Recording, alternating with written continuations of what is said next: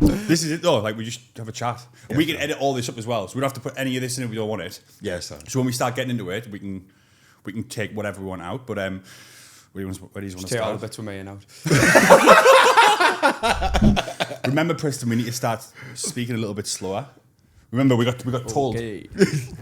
I was speaking that Ellie was on that call and she was saying because we're all from the northeast, Oh, especially when we're together, we speak much quicker. We don't do, realise because it's just normal. Yeah. But people listening to us, if you're not from the northeast, some stuff it'll just sound like a blur, but we get you it. can slow it down on YouTube, though. Can't you? So we'll start. Where should we start them? Right at the start. Well, us, how we got together, because I didn't know Preston in 2020. Yeah. How did you know Preston? I heard through the grapevine that there was a young guy doing very well in Sunderland, so my curiosity picked up, and I was like, right, I need to latch onto him. Like, if he's got to the top. No, we've got friends of friends. I think we're allowed to mention names, aren't we? Yeah, of course. Adam Ferry's probably the mutual friend. You went to St Aidan's as well, didn't you? So went to the same school. I think you were left by the time I started. I think we're 5 or 6 years different. So we've got both from the same area. Got 2 different circles of mates, but then he'll have a few friends that are older than him. I've got a few friends that are younger, and then there's a bit of crossover there. So yeah, that's. I don't know when we fully first met. Well, so you knew each other before 2020, before lockdowns and stuff. Oh yeah. Yeah. You have. Right. Oh, everyone's heard of me, mate. No, that's what he says. So we started speaking of investments actually, and then that's how it initially started. Got into a couple of investment opportunities.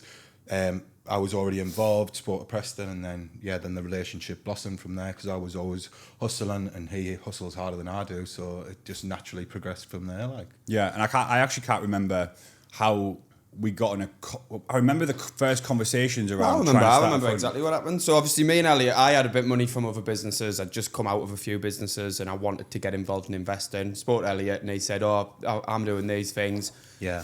That was the start of almost a professional relationship. Not necessarily professional. It wasn't but professional at that outside time. but outside of just knowing each other from Business. going out. Yeah, business. It was more serious, more all right. Like let's get into some anyway. Elliot had money, I had money, and was end up saying, look, we think we can do a fund better than what, or we think we can invest our own money better than what these investments are doing. So we said, right, we'll start our own thing, and we started to pool our money together and invest in things together, and then it grew into the businesses that we have today, basically. I think I slotted in there somewhere. I think You slotted in there skipped me somewhere. out. It's 5 years has passed since that point. No, but it was. You said to me you were speaking to this lad called Preston. We jumped on a call. I think it might have been was it like April, May 2020? I think I was in Bahrain. I think. Oh, you were in Bahrain? Oh, you were. you You're definitely were. in the Middle East. Yeah. You've lived 3 places since then. Yeah. You were in Bahrain, then you were in Berlin. Yeah. How long were you in Berlin for? Just over a year, and then from Berlin went to Australia, and then before that dodging around as well. But I left Sunderland probably 12 or 13 years ago now. Yeah. So yeah, that conversation in 2020, where we were talking about investing, I was trading at the time. I was trying to trade and losing loads of money and making money and losing it all. And all our hopes were pinned on you. I know. I remember at one point I was still waiting for that. I was doing an FTMO challenge at the time, and you were like, Preston was like, so when do you think you're going to be ready to trade the fund then? I'm like, oh, give us a couple of weeks. Then a couple of weeks turned into a couple of months, turned into this isn't going to work. We need to come up with a plan B. But that inception is crazy to think that from that moment in 2020 where none of us were in that industry to now being sat in Dubai, now looking to raise money we actually raised money for the 3rd time for potentially what we have high hopes to be one of the biggest fintech businesses, especially in the UK and hopefully worldwide eventually. Yeah. Especially also coming from completely different industries. Also, do you not think that's our superpower though? Because none of us are from that space. So you ask the stupid questions, you go in the wrong direction, and ultimately end up in a destination where if we all knew finance or trading or investment or all these sort of spaces that we work in, to the nth degree, would be like, oh, actually, we can't do that because this might happen. We can't do that. So we're semi-blind in some ways, and we sort of take the long way around, but end up in a position like we are today. Yeah. And don't get us wrong, we get a lot of things wrong on the way, but that's you what learn on the job. That's it. Rather than like planning everything to the nth degree. Yeah. And like I said, we've been doing it a while now. It's like 4 or 5 years. Isn't it? So this is what I meant yesterday. The conversation in the car, we're talking about success and failure. All the mistakes we've made have made us pivot and go a different direction. Yeah. And you obviously learn stuff from when you succeed, but I think when you make mistakes and you mess up big time or small time, doesn't matter. You have to then go right back to the drawing board. What do we do different? And then you have to reevaluate what you've done then and go forward in a different way. Yeah. And I think that all those mistakes, like it's probably a good point actually. All the mistakes we've made because of our maybe naivety in these areas. We've had to make mistakes because we didn't know what we were doing. And the enthusiasm keeps you going as well, do you know what I mean? Because we haven't done anything too crazy, like knock us off track that much. It's always just been little pivots along the way. Yeah. It's just a case of assessing everything as it happens though, isn't it? Yeah, completely. As a problem comes up, find a solution. Yeah. On a micro level, and eventually on the sort of high level, you end up with the product that you set out to build, but you've got to pivot along the way about 1,000 times. Yeah, I think I've learned... That's why we've kept everything mega lean though, hasn't it? In the businesses as well, because we know we're going to be pivoting quite a bit until we get to, maybe not so much now because we're at this stage of launching the product, but if we brought a big team in of high flyers early doors, they'd have been thinking, what the hell's going on here? But that's the beauty of a startup, isn't it? And like I said, the enthusiasm gets you through them difficult points. And that's why we have kept it mega lean.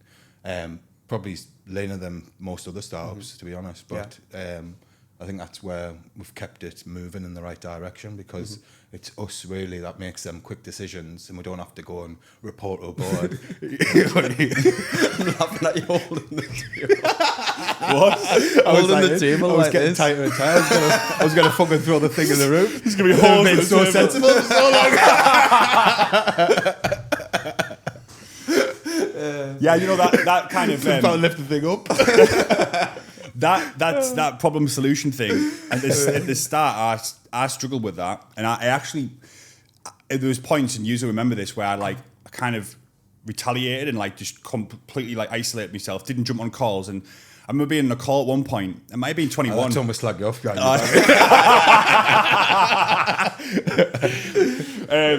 And I was like, look, I feel massively behind. I don't know what's going on, and you were like, excuse me, French. You're like, well, jump on the fucking calls then. Yeah. Because from you, especially Preston, I think what I learned from you over the years, and I'm still kind of picking it up now, is that when a problem comes up at the start of this, not like 5 years, I would just freak out. Yeah. Where you would go, right, okay, let's jump on a call, let's break it down, right? This, and this, and the problem solution thing. And I think I'm getting better at that now, but that's just with, like, I didn't have to do that in the music industry. Yeah. I just had to get up, sort my music out, go to the airport, play my gig, get drunk, and then do the same every week. And it was just like this cycle, but like, this is the most, it's not linear at all, what we're doing.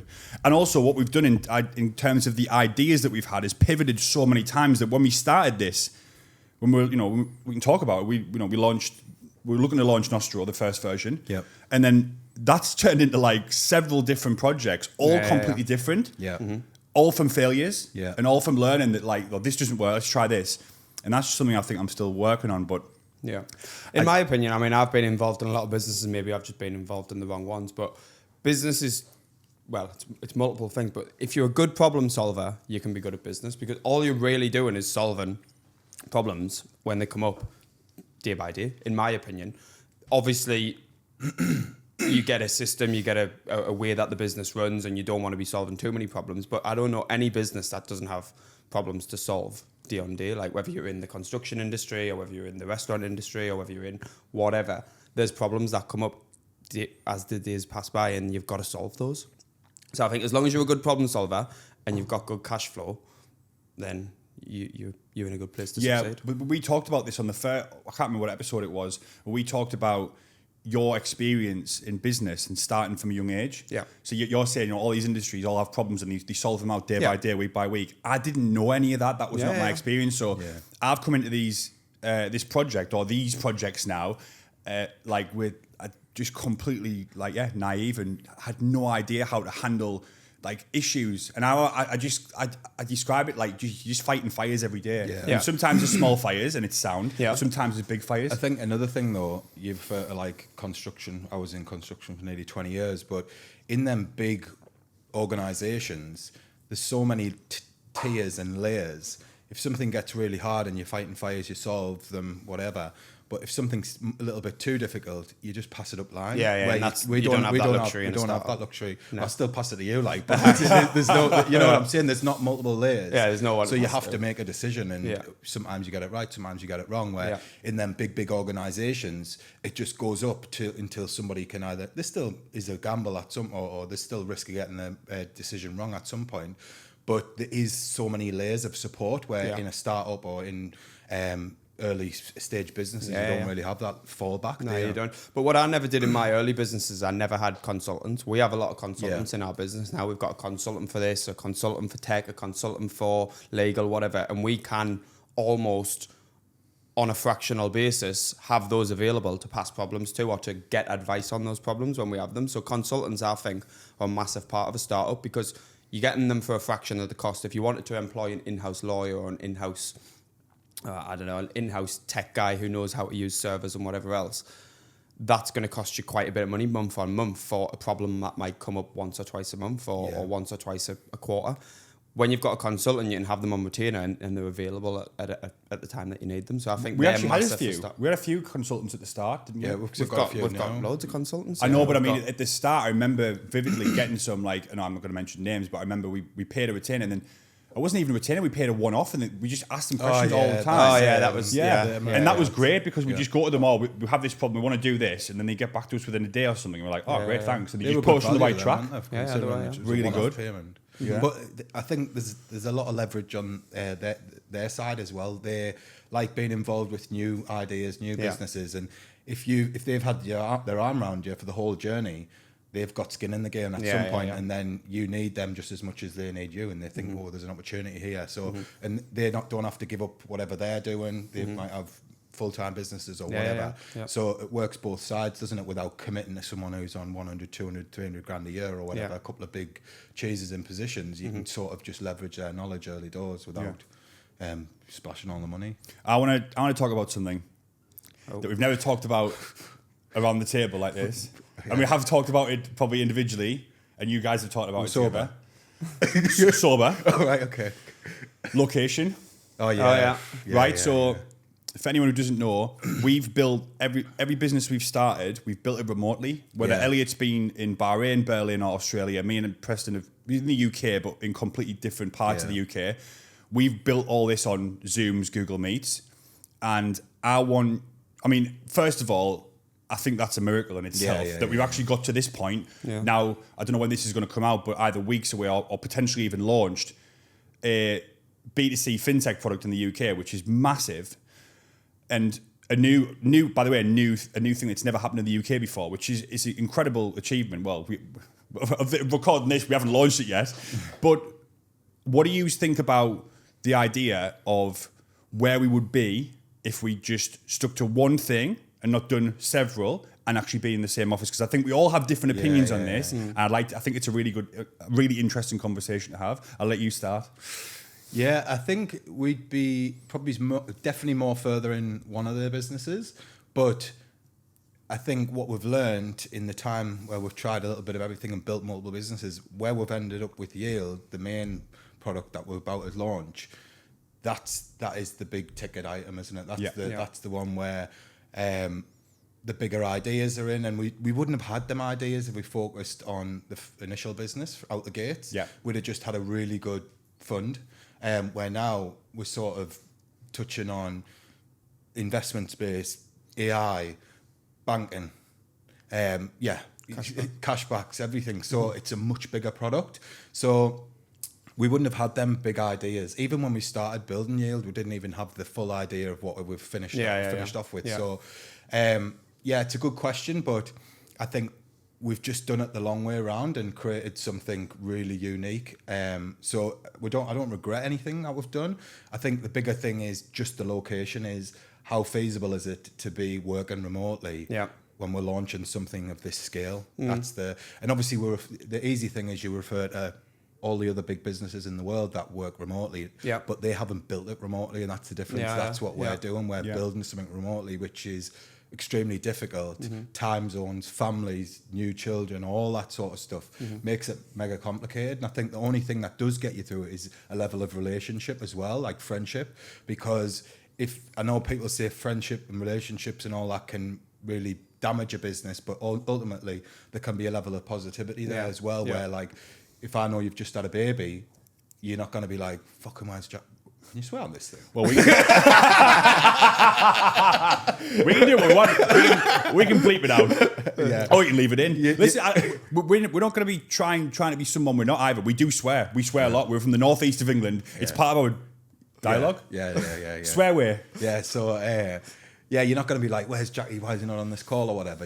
We're a bit more fluid than that. But look, it's definitely I wouldn't say a problem, but it's definitely something that's going to rear its head sooner rather than later. Yeah. And I think we're all open enough to, especially me being on the other side of the world. Hope Michaela's not listeing. She's not going to listen to this. She's got better things to do. No one's going to listen to this.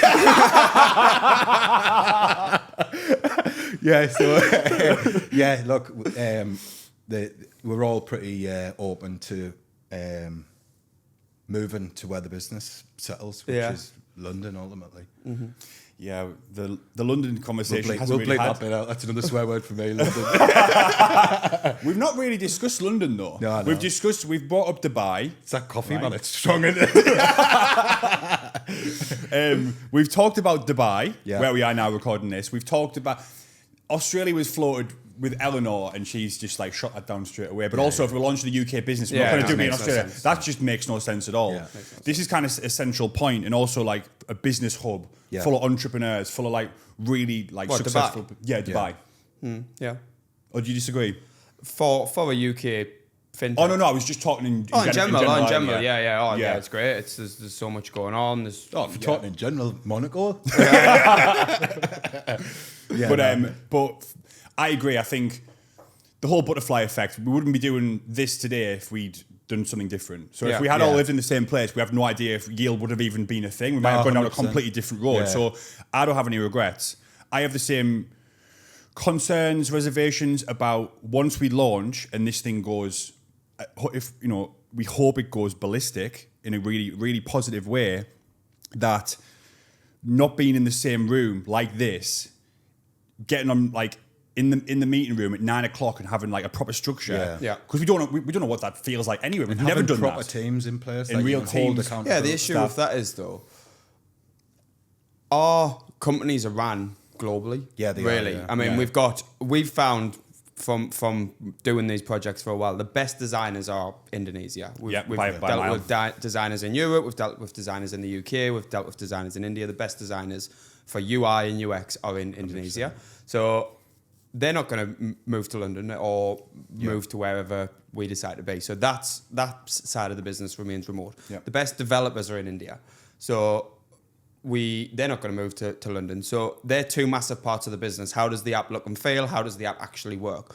So that part of the business is always going to be remote. Then we've got principal firms. So we've got firms that provide us with either the infrastructure for investments or the infrastructure for banking or cashback or whatever.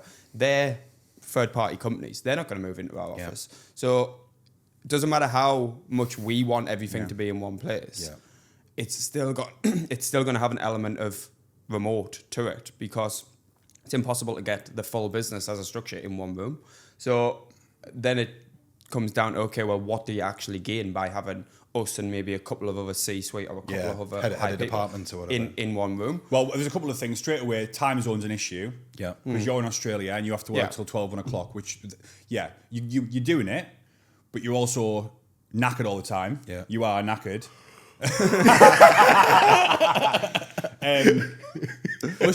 Another thing is, and we have been better at it recently, and we have been trying to, stick to these times and stuff, in the morning meeting calls or the wrap-up calls and stuff. Mr. ClickUp. Mr. ClickUp. I'll take that badge. It is. That was what I was going to say as well. You can run a remote team very efficiently with the software that's available now. Like you've got your likes of ClickUp, you've got your Slack, you've got Figma where you can literally watch what people are doing on the UI UX side. You can even go a level further than we do and actually monitor everything a lot more deeply, but there's no need to do that because we've got good teams around us. Everybody having the same access to it. Yeah. So ultimately, there's tools in place now to run businesses efficiently, remotely, and I do feel like it's the way. It would be good to know. I don't know the answer to this, but do you get more of an output from someone being in their own space, in their own time, on a flexible sort of work schedule than you do needing to commute an hour into the centre of London and sit in an office? And because I feel like in businesses, the bigger they get, the more people become professionals at avoiding doing the job that they're there to do. Yeah, I see that. I think I'd be quite good at that. Yeah. So do you like my new suit? So they avoid what they're there to do, and they find all ways to. I mean, you can get now these mouse movers that move people's mouse to. And this comes down to remote work, but when they're at home, it moves the mouse to trick you track the tracking softwares into thinking that they're actively on the computer. So people go to a lot of effort to trick systems into thinking they're doing the job that they're there to do. Yeah, well, that's one conversation. That's staff in the team. I'm actually talking about us. So if we're in an office at 8:30, right? Yeah. And let's say we have offices and like say all glass windows, and we're in the office. We're fucking working. That's as well. We're working all day. And I'm not like popping down to go and sort the dog or take whatever is. We all do little bits in between. If you're locked into that time and you're in the same office, the output from us is more. Yeah. Now, if at the moment we're not in a place to even hire loads of in-house staff anyway. Yeah. But at the point, this is like a ridiculous jump. But like if you go from when Revolut started to where Revolut is now, Revolut couldn't do what they do now without a headquarters or an office. They couldn't still work remotely because they use partners all over the world. No. They have a headquarters with all the management, all the C-suite group, or maybe not all the C-suite group go in, but you know what I mean? You have that headquarter area where you have the hub of the business. Yeah. And I think at a point, and maybe this is premature, but it's a conversation I think we should have now, is where we're willing to go, because we've all got families now and we're all settled. Yeah. You've got your kids in school. Your kids are in primary school now. Yeah. You're 1 or 2 year old. I've got a newborn pretty much. And in the next 1 to 2 years, all of our kids are going to be proper settled where they are. I mean, yours already are. And, Marlo will be soon. They do. I mean, Reno, one of my kids, he's been to school up in a sort of, nursery schooling or whatever in Bahrain, Berlin, Manchester, Australia. He's fine, and if anything, when he goes on a playground, he speaks to anyone because he knows. So they're pretty resilient, but it's more the task of uprooting everyone, but they will be fine. But it's something we need to definitely think about. But nothing's happened in the next 6 months, right? Yeah. But I think it's a conversation we should be open to have. And also, you are right. If we're launching a UK business, the UK is where we need to be. Yeah, and London is in the UK. Most likely, London is in the UK. Yeah. No, it's the part of the UK. No, but that is the place. That's the hub, right? That's where we need to be. Yeah, that's where it's all. So everyone just moved near me, and then sound. I know, yeah. You were looking, weren't you? Like you were looking at Berkhamsted. You were looking at. You were. Yeah. Whereabouts? I was looking first. It's called Orpington. It's like 17-minute train into London It's Bridge. easy. You just type in your postcode and just say 2 hours away from him. Other side of London. You see the dynamic here? I'm always getting bullied. No. That's another thing as well. We don't have HR at the minute, so we can get away with it. We are HR. I think we've got really good at address, like, we have that voting system we've done since the start. Yeah. If 2 of us think we should go down one route and the other one doesn't, then we go with the 2. Yeah. And we've always done that. Mm-hmm. And the dynamic, how we're all different, I think really helps us. And you were talking about like, your how similar you are to your kids and stuff. Yeah. And we do tend to clash with people who are like, or who are exactly the same. Yeah. If we were all the same, or maybe all from the music industry or whatever, we're all really good friends and all like hung up with the same people, I think this would be much more difficult to do. Like as we've grown these businesses, we've learned to just sort our problems out and move on. Yeah. And especially working remotely, I think that's like, I think, again, that's another little miracle. Yeah, no, there hasn't been many clashes either. Along No, the there way, hasn't really. loads. But when we do, we do hang put up the heads. call anyway if it gets up. See, I just talk about he's behind your back, to be honest. You would never know. But yeah, the location thing, I think it's definitely going to come up. Yeah, Right now it's not, but I think in the next 1 to 2 years, there's going to be a conversation about, right, we're going to get to this point where we need to then think about, where we want to be. Mm-hmm. We have no one of idea. them, like trendy little houseboats on the river. Thames, is that what it's called? Oh, my mate had one of them. Did he? Do you know? I know for a fact you've got mates. I've got one of them. Got houseboats. I definitely don't. Do I? You know him as well. Is he mine? Is he Do I? Lee Docko. Oh yeah, do I? He did have a boat. Yeah, It was a mint boat, and he painted it jet black, and he had it proper nice inside. And then we broke up with his last and sold it, but it was really nice. Although, didn't it? What? No, they're pretty cool. Them, I think he paid like 60 grand. Obviously, no mortgage, Yeah. right? Yeah, and yeah. he just docks, so just goes different places. Go Shoreditch and go all these places, and just like mooch around London. Yeah. Should we all get on a boat then? I've seen them out the back of King's Cross, the narrow boats. Yeah, no. So they, I've probably got a picture of it here. It's Seen them onto the unbelievable. little slides built in the back. You got to pedal them. I'm going to see if I can find this picture. Really nice. Talk between yourselves. So, mate. I've got to find this picture. Are you bidding on one on eBay, like, yeah? No, I've got to find it with there. See, like this off his boat there. He's just like having a beer off the side. Right. It's got a little thing on the back, little table. So if we're gonna get boats, there you go. Look at that. Have a look at that. It's all gold trim on the window. Yeah, that looks sick, to be fair. Yeah, like. really good. Look. Nice. Look at that. Yeah. Oh, yeah. So yeah, let's talk about getting a boat next to each other. We can also, you don't have to be next to each other. We can just go in different parts of the Thames. I'll be Yeah. completely sealing. I don't think it's a Thames. It's a canal. You couldn't just sit on the Thames. No. The Thames is like this. Oh yeah. We'll meet with our boat when it's docked in Capri, all right? Big 150-foot thing. So is that Jackie over there? In his fucking canoe. What else you want to talk about then? Yeah, that's it really. Thanks for coming. No one's come. It's just us. We've got an audience. Thanks for coming, guys. Thanks for listening, Mum. Yeah, what else should we talk about? Should we talk about how fucking hot it is in this room? I'm think boiling, it's hot mate. here. I've also got I've got hair. jump on I've as got a well. hair that's been, like a hair sometimes hanging over your eye. Yeah, I had one of them.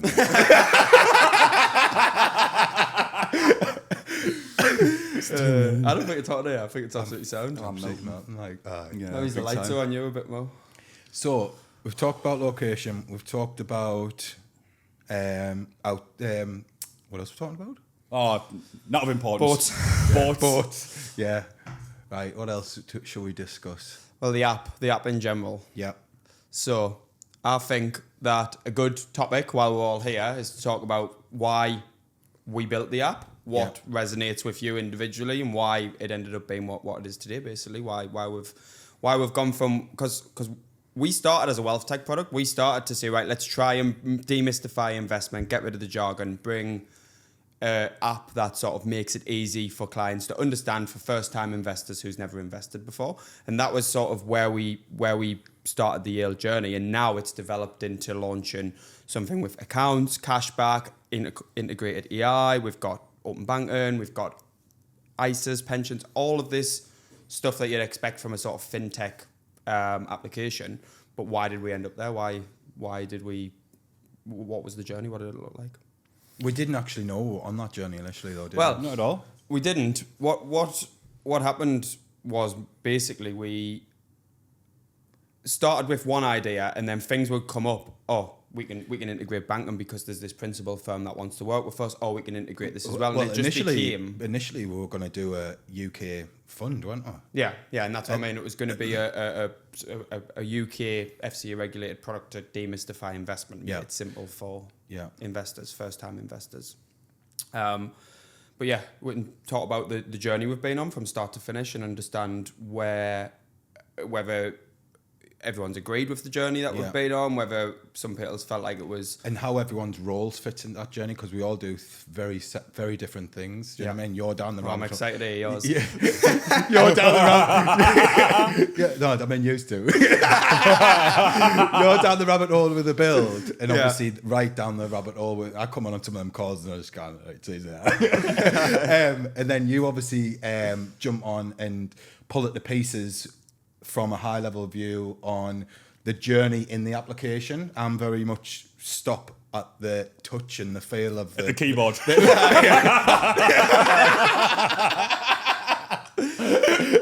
You're the aesthetics of the product.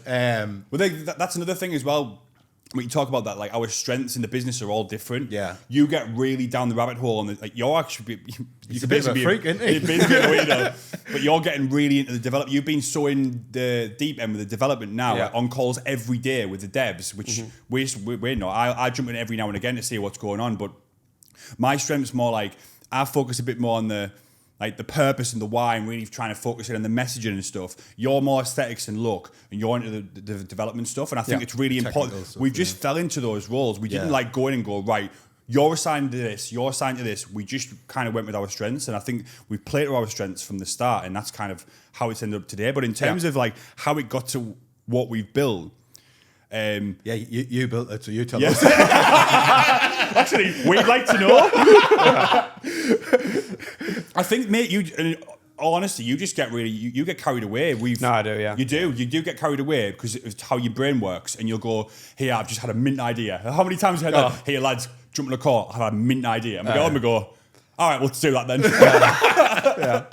But no, that in terms of the ideas, I think a lot of the kind of, you go down a rabbit hole and then you go, that's a dead end. Oh, but I found this thing. Yeah. And then I found this thing off the back of that. And they're like, right, we can't do this. But I spoke to this person, or you went on a call with this one person and they said, oh, do this. And you're like, right, I went down that rabbit hole. And it's like the knocking on the doors analogy, isn't completely. it? I think I'll knock on the door 2 or 3 times. And then if it's not opening, I'm out. Yeah, I would say you knock on the door way more than I would. Might get a 7, 8, 9, 10 times. Where Preston would just keep knocking on the door. He was minting knocking 9 doors. You were the champion, but He'd do full estates in that, man. And he'd just keep knocking on doors until he finds an opportunity. And I think that's the difference. It's the ability to just keep going, even when there's no. Yeah, I think that just comes from business sort of resilience, though, because I've been involved in business longer than you have, and you realise that there's always a solution. You've just got to keep going until you find it. Well, that's what I think anyway. There's always a solution. You've just got to find what that solution is, whether it be a pivot, whether it be changing your idea completely, or whether it be finding something to do exactly what you want to do. There's always a solution out there. You've just got to keep going, I'd say. But the other thing is, we say that, right? But then because the app's in a position of the build phase, when it comes to flips its head and it goes into marketing and pushing the design more, I might lose 1 or 2 or 3 days on whether something should have a full stop on the end on a brand. Where you'd just gone, I'm out. Whatever. Put it on, put it off. Where same again where you'd be like the wording, you'd be like change the word and change. I'd be like, well, does the font look good? I'd be like, what's that sentence that comes down when you put the font in and it's got like, is it Lorpitz? What's it called? I wouldn't even realise it's I wouldn't even realise it's there. Like, what the fuck does that say? I'd be like, font's lovely. You know what I'm saying? But I think at the minute, because it's obviously in the build phase, your best place for all that sort of stuff. The fluffy stuff is what we sort of. You're fluffier than me, though. I'm well fluffier than you. I'll take that. I'll take that one. That's fine. It's become this. We keep saying the word super app, but I think it has become like a super app, which was never planned, and those rabbit holes Preston's gone down have materialised into this thing that it's multifaceted. It's never been done before in one place. Mm-hmm. In terms of like things that I've thought that we maybe should have done differently along the way, I don't think that's even a conversation, because none of it would exist if we didn't go down all these rabbit holes. Do you know what I mean? How it came to become this thing, I just don't know. But I think we've once we knew that the original idea that we had back in 2020, 2021, which was just like this fun, that was a lot of 20, wasn't it? 2020, 2021. An auctioneer, wasn't it? So, that original idea is pivoted so many times that we've just, I think that investigation of trying to solve problems and then find solutions is just like, oh, well, we'll just add that in. We'll add that in to the point where we've just created like this thing that just I think it's actually come really organically. We haven't forced, we need cards, we need cash back. You stumbled upon them. One thing that's going to be a bit of a learning curve is when we take that to market, find out who our actual customers are. Oh, there's another conversation. We don't have to actually know. We have an idea. When we did that first pitch deck and we were like, this is our audience from the research we've done, which, it still was data and stuff we gathered.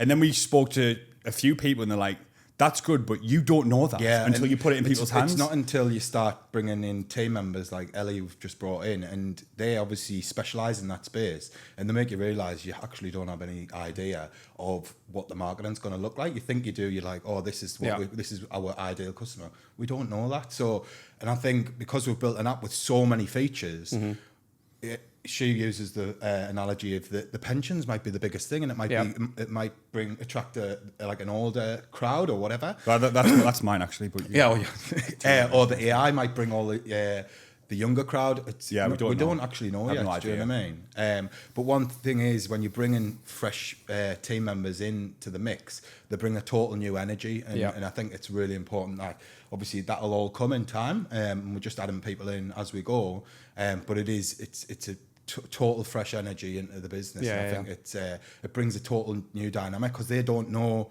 the 1, 2, 3 years of history of why we're doing this, why we're doing that. They're looking at it from a fresh set of eyes. And this spot obvious stuff that we've been looking at for 3 years and haven't even noticed. Do you know what I mean? Well, we had that last year when we brought in some high level members of the team, and we were going to launch with this version which we were really happy with. We'd been in an echo chamber for a year and a half, 2 years. We've pivoted the whole thing, and it's actually knocked it back over a year. But the outcome is it's next level because it isn't trying to do something and just add some features on. We're leading with something that no one else has done, and we would never have done that without fresh sets of eyes. And now you're saying we brought Ellie in, and she's again another fresh set of eyes who's just completely putting different ideas in our head about our potential audience, which is I'm not going to mention, but like we have an idea, but again, testing's going to be happening pretty much in the next couple of weeks, and that's going to be really interesting. Is it her partner or husband? Is it husband? Yeah, Tommy. Big up Tommy. He's connecting the dots as well. Oh, he is like the best. I think he works in recruitment for high level. He's I can't remember the name of the company, but he hires gets don't give places. All our secrets away. We were supposed to call him the insider. He's our insider. Yeah. I'm going to edit that out. I'm going to bleep his name out. He places like C-suite level positions in all these like really big businesses. Yeah. And I was introduced to him through a friend, and since that first conversation, he's introduced us to now 3 team members, and now looking at 4th and 5th. You've got a call today. We've got a call today in a few hours, actually. And he's one of them people who doesn't want anything in return. He's just helping us because he's a fintech geek. He loves it, and he's in that industry, and he knows it inside out. And again, it's really important for us to be open to bringing people in who have more experience, who understand the industry, who also have, maybe good connections, or all that stuff's really important. As we said at the start of this, we are not from this background, so we are learning on the job. Bringing people in who have experience in this area is super important, and it's just about people. Some people can have really big egos and go, "No, we're going to do it all of ourselves." Yeah. But we haven't done that. Yeah. And I think that's also played. You can only get so far as well, having that attitude as well. 100%.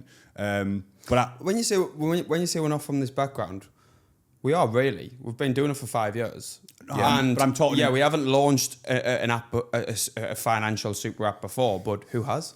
Yeah. Unless you're a second-time founder who's done this previously and they're doing a new version of what they exited previously or whatever. No one's done it before.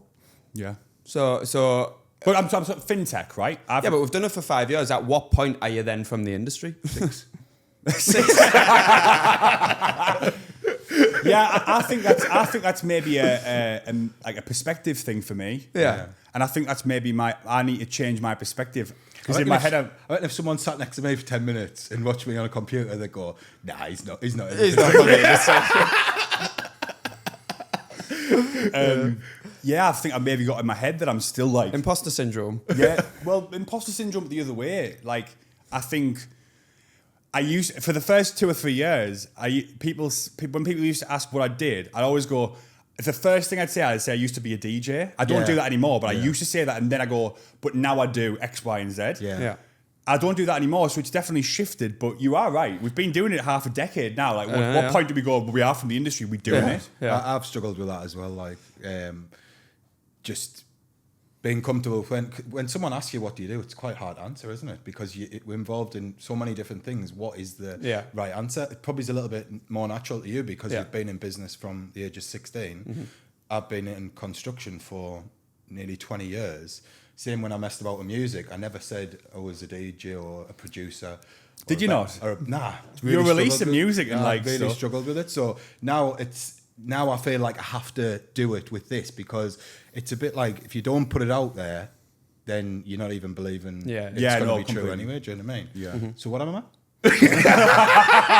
What do I say? Chief Distraction Officer is his title, isn't it? Yeah. Right. Sound.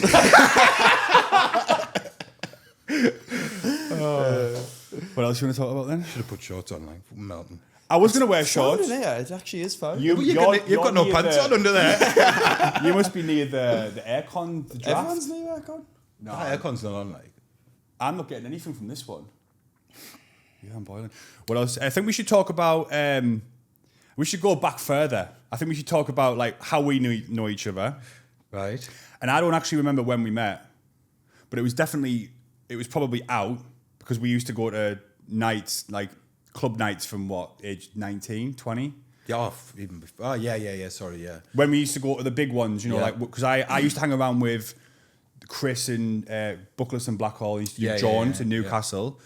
But you used to hang around with like... sort of the Sunderland crowd. But then you'd travel over to Newcastle, have your big nights out and all that and then stuff. You were throwing parties. Yeah, through parties. What was that place you used to throw? The Den. No. Which one? It wasn't... Is it where that statue is, near the station? Yeah, that's we had Martinez Brothers. That's the Den. Underneath is it called the Den? Station. It used to be called the Den. Okay, the Den. So you because the Cut was where you lot were. We were the Cut. You were at the Den. You had the Martinez Brothers on. That was a huge thing. I remember. Yeah. Was it Frank Roger? Fell out with Adam Fairless over that one. Like. Did you? Aye. Why? Because was he involved in that night? No. So he had a night called Sample. And of course. Yeah, he had a really good night. Used to do Sample. Yeah, that was good. And then. I'll wind him up. I'm going to see him in Thailand in a couple of weeks. So I'll wind him up. I'll say the Martinez brothers are coming. No, we didn't really fall out. It was just because it's quite a small place, the Northeast. I think it was Buckless and Blackhall that started all this crap, where they sort of had like booking rights. If they'd booked them first, it'd be like, well, we've got like. I think it probably comes from Shindig actually, because I think they did all that. Everyone does that, Elliot. Yeah. All the cities, all the parties. If you play for like Warehouse Project, you don't go and play for like Gorilla or whatever. You play for that party, and you'll go back every year or every 6 months. Yeah. So there's like a bit of like unwritten rules that you don't book an artist, and obviously me and Fairley in that way just were like, we'll just book whoever type of thing. Yeah. But I understand it now that there obviously is some unwritten rule, but we didn't really play by the rules. But that was a amazing part of our life growing up and partying and all that. But do you have any regrets? Maybe just being a little bit more switched on earlier. Depends what setting you're in, because yesterday we had a similar conversation and it was the other end of the spectrum, wasn't it? Thinking, you wish you went away more, wish you went to more, lived more freely when you were younger. But then on the flip side, if you focus even a little bit more, you can be further down this path of being successful earlier. But there's no right and wrong, and you're just enjoying yourself in the moment. And like I said, you've got amazing memories of going to Ibiza, going to all these parties, meeting lifelong friends, ultimately business partners as well.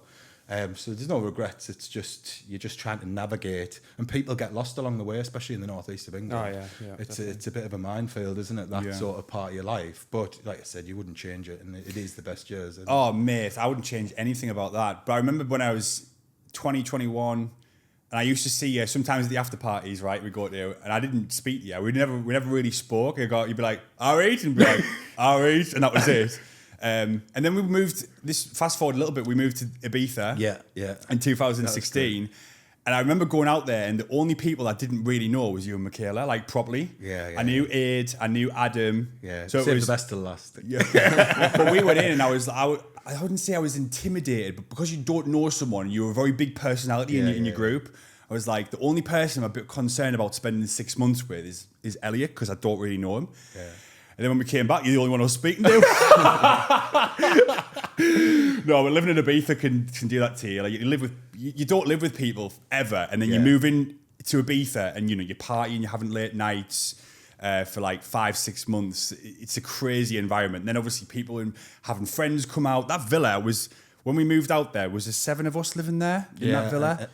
3 couples. So you had Aidan, his lass, me and my lass, you and your lass, and then Adam. Fez was there as well. Yeah, but he didn't come out. He was an original. And by the end, there was about 16 people living with us. There was. The couch was turned into beds. And I'm laid back as I would have had 60. Where they're probably the other end. It's like, no, we've paid for this. This is, we need to go to sleep, and not, within reason. I don't mean every night. We didn't sleep every other night. You know what I mean? But yeah, everyone is different, and when you're in them environments, probably it's the same with us. When we get in the same room, working every day, there might be other things pop up. Do you know what I mean? There might be more clashes, and it's all stuff that we've got to discover yet. But yeah, no, amazing years. It was class. It was good. That season was amazing. When you were playing in Barcelona, and you were just at El Ro, weren't you? Playing El Ro, and then you started playing, and then I would come right up to the front, and I was getting, start picking it up. Then you were like, proper guy, and I was going, pick it up. Then I was egging us on. I played on this stage with like 4,000 people, and I'm buzzing. He's like, pick it up, then, pick it up. We'd fly to Barcelona just to do that gig, have a couple of days, and then fly back to Ibiza. Our life was so different 10 years ago, and then we come back from that, October 2016 and 2016. And then we kind of didn't speak. We kept in touch, but we kind of like, you'd go back to your normal life or whatever. Yeah. And then 4 years later, we end up just starting businesses together. And I think that's a bit of a mad off weave. The back of that, obviously Michaela, she's a couple of years older than me. She's really getting on. I was obviously having the time of my life in Ibiza in that villa. And she just got up one morning. She's like, I'm going home. And I was like, what do you mean? She's like, we're going home. But because she's a little bit older, all her friends had kids and stuff. And then we were sharing a room with Adam Ferry at this point, and she was like, what's going on here? She was like, let's go. And I was like, what do you mean? She was like, we're going to fly. So we were supposed to stay until October. We paid for the whole summer. August, or maybe might have been September. I think it was September, early September. Yeah. And she was like, we're out of here. And then I was like, right. So then we left. And I think... had we been to Hong Kong? And I think we lived in Hong Kong, and then we moved to Ibiza from Hong Kong. Yeah. And she just had enough, and at this point she wanted to be with a man, and I was definitely still a boy at this point. And then I think we went back to the UK, and then relocated to Bahrain and stuff, and started having kids and stuff. And from that point, that was sort of the last hooray of that part of my life. Amazing, but then some point you do have to grow up. Do you know what I mean? You do have to. You don't have to have kids, but you don't have to go into business. But you do have to like mature and still trying to mature at some points. But you know what I mean? There has to be the next phase, and this phase is amazing. We're in the years of like real hustle and trying to change our life in the next phase where we can ultimately don't have to relax. We might still be in business and building things, but these are the years where you have to put the hard yards in and be up until 2 a.m. or you do.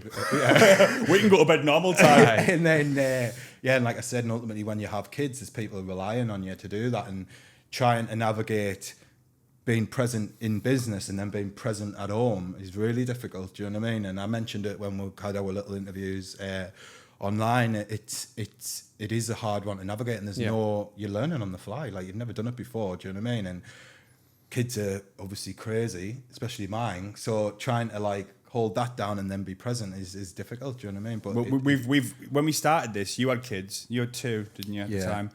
And we didn't. And now we've all got children, and that that, I don't know, it puts us all on like we're all on this family level now. Yeah. And I don't know about used to, but you know, my little one's only 14, 15 weeks old, but I feel like more of a motivation. Yeah. Like there's a bigger responsibility now to like provide. I mean, I always provide and I've got a mortgage and stuff like that, but there's more of a kick up my ass to like make sure that I'm setting the foundations to make sure he doesn't have to like struggle. He's got everything, not like spoil him, but he's got like a good life and be comfortable. And that just kind of came like really like motivates you, doesn't it? Yeah, completely. As soon as I got out of the hospital, like a week after, I was like, I did feel that. different. Yeah. I said, the moment you leave with that, whatever it's called, the little baby, you're like, it turns primal. I remember, you said primal. Like, I remember the day I put Reno in the car and Tiago and ultimately Luciano, like, you like they act different. Like you're on the road and you're like, what's he doing? Is he coming near me in that car? Like you change like overnight. You become like so much more responsible because you have to be. Do you know what I mean? And I remember saying when you leave the hospital, it changes because you carry the baby out. Obviously, your missus is going through her recovery, and it's like changes from that moment. It's like your proper dad mode, and that never stops. And even when you're out, even in Dubai and having a good time, you can never fully switch off because stuff happens, stuff goes wrong. You might have to fly here, you might have to do this, and that level of freedom and living carefree, it's gone. Do you know what I mean? It might come back again when kids are up and they leave home. Maybe you get your second win, but you're in a very different phase, and this is business slots into that. Do you know what I mean? Hyper focused, responsible-ish. You know what I mean? But we're in that phase now, and we're still all learning, but it's good, and it's obviously where we're up to at the moment. Yeah, I agree. I remember that you actually, I think I spoke to you the day before when I was leaving, or the day after, and there was a guy walking down the corridor in the hospital, and he was hammered, right? So, you know, in hospital, there is some strange people. Yeah. And this guy, I saw him when I went down to get the car seat out of the car, and he was stumbling down in the reception. And then when I come back out the ward, he was wandering around talking to people. Eleanor's behind me in a wheelchair. And I just got this like this wave, and I'm like, I've got this baby in my hand. If he comes anywhere near me, I'm going to throw him at him. It's a heavy car seat. No, 100%. You get it, yeah. And I think that's good. It's good for me because I've had like problems in the past of partying and having quite an immature view on life. Because I've said to both of you, I used to treat my career as like a ticket to party, so just to have fun, right, and just kind of do what I want. Because I was getting paid to go to nightclubs and have a good time. Yeah. And my life is very different now. And it's even more different now. Archie's here, and do you feel the same when Marlo turned up? Was it similar for you? Yeah, but I never really was as reckless as you. So I never had seasons at a be fair. I was fully focused on business from the age of 17, 18. Yeah. So I never really. That's pretty unique as well, especially where we come from. Yeah. Definitely. Yeah, I just wanted to. From a young age, I sort of worked out that if you want to do things in life, there's a lot to do in the world. There's a lot to see. There's a lot to own. There's a lot to experience. And if you want to do those things, you need to have money to do them. So from a young age, I worked out that you sort of transfer money that you've earned to have these experiences or to buy these nice things or whatever. And that's what I wanted to do. So I just became fully focused on that. I didn't study business. I didn't go to university or anything, but I just knew that I wanted to be involved in business. And I didn't have a passion for any particular industry back then. My first business was a clothing shop. Didn't really have a passion for clothes. I enjoyed dressing what I considered well at the time. It was absolutely horrendous looking back, but I considered dress. I liked to dress. Did you dress like Jackie? Like I was waiting for him to say that. Where's the bar for your shirt? Stand up.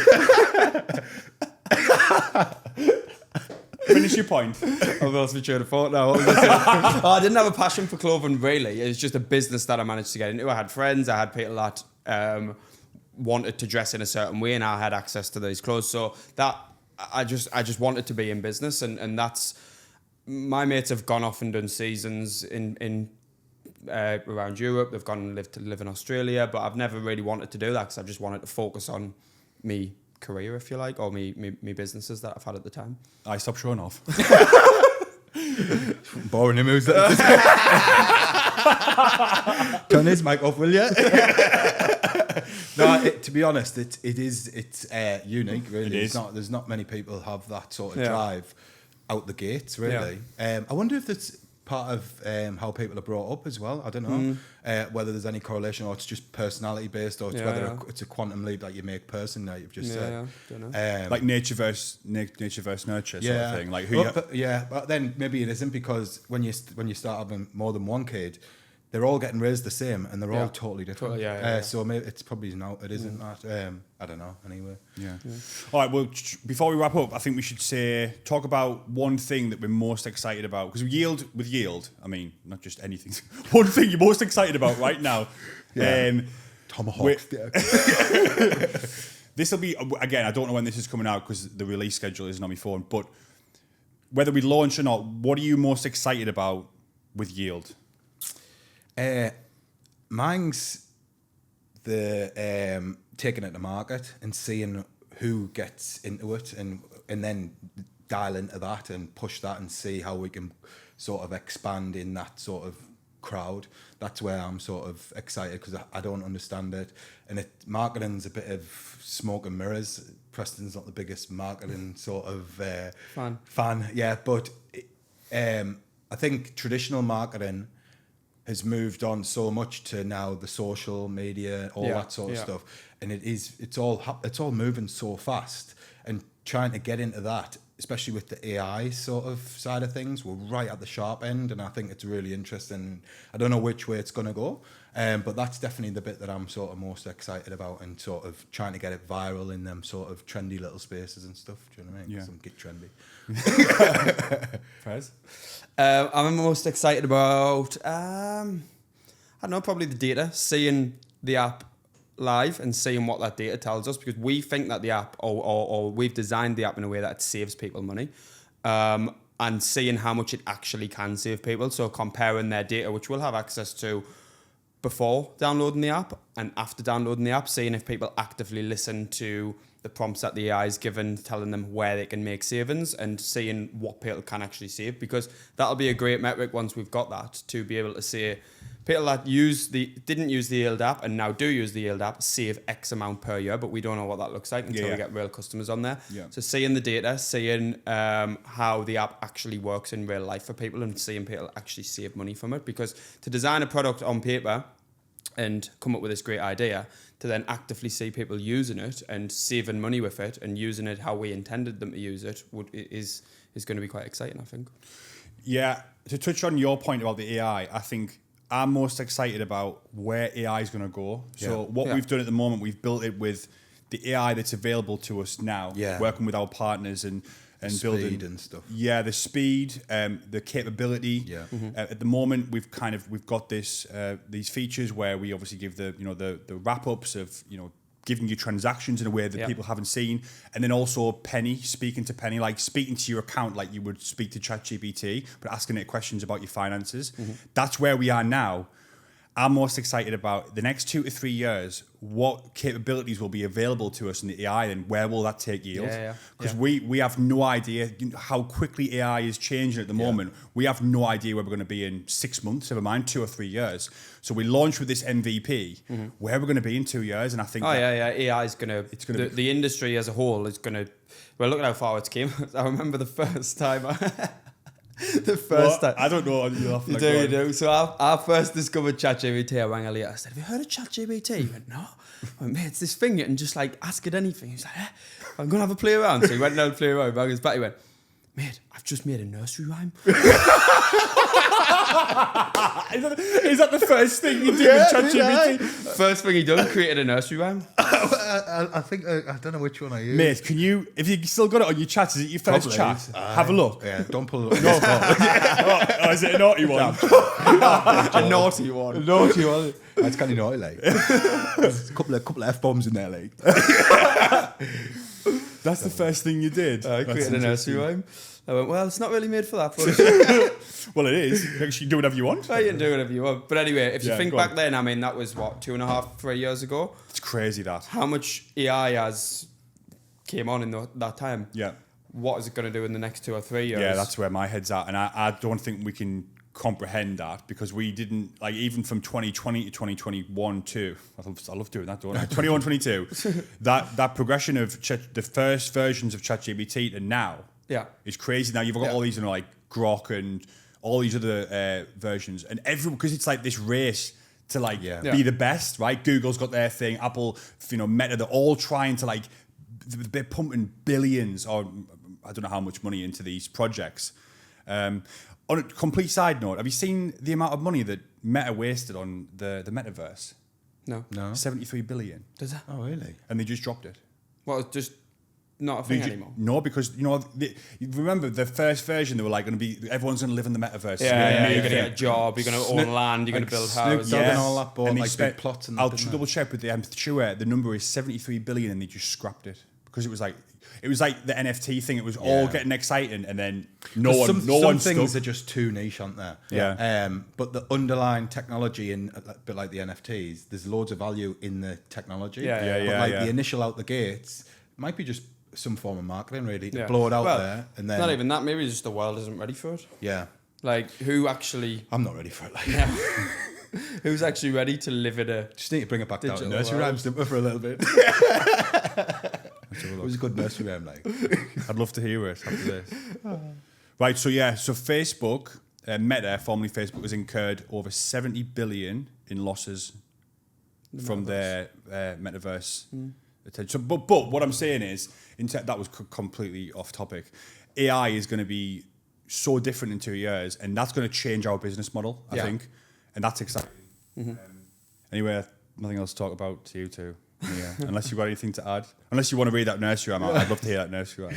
I'll find it. We'll do it for the next time. Next time when we see each other in 12 months. To be continued.